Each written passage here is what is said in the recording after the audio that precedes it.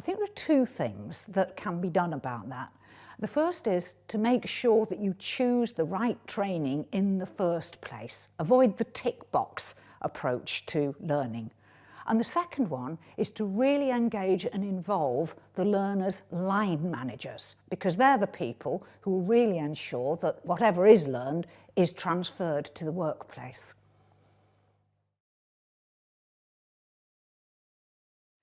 The first thing I would say is make a list of all the things that you want the delegates to learn and to be able to do by the end of the training. Forget course titles and just list out what those learning objectives are.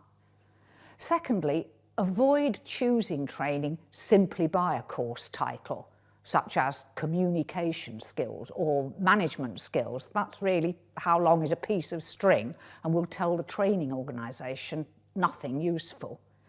Thirdly, when you are commissioning the training or choosing the training course, be guided by that list of learning objectives that you've already drawn up. Effective training is the training that will deliver those learnings to your delegates.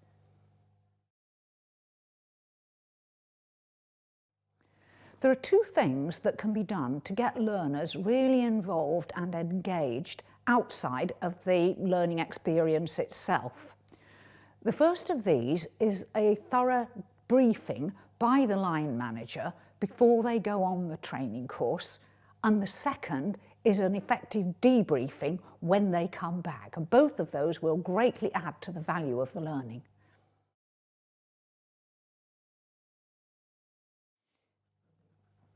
The line manager's responsibility for briefing learners before they go on the course and then debriefing them when they come back can really pay dividends.